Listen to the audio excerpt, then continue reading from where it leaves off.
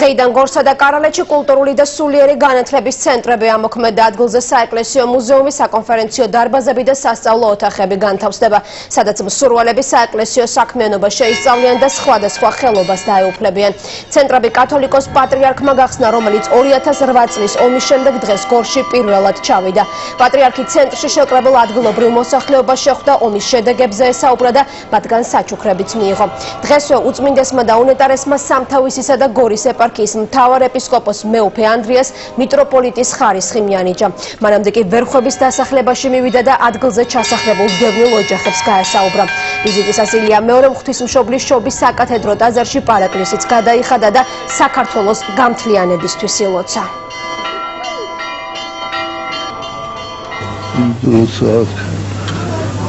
ესეთი მძიმე მდგომარეობა იყო და მე ვხედავ, რომ თითქოს აღდგა ხალხი, აღდგა ეკონომიკა, წვენა, ეკლესიები და მე ვმადლობს, რომ თანდათან მშვიდობის გზაზე მიდის საქართველო.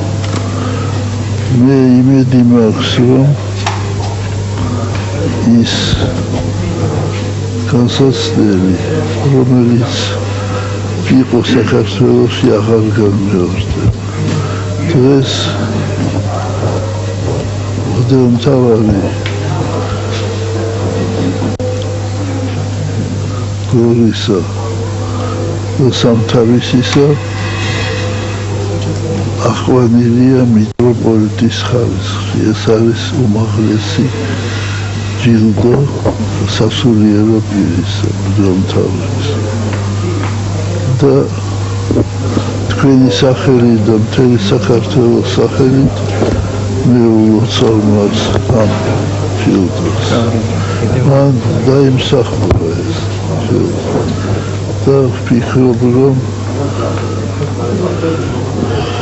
უფრო მეც სიკეთეს მოიტანს საქართველოსთვის.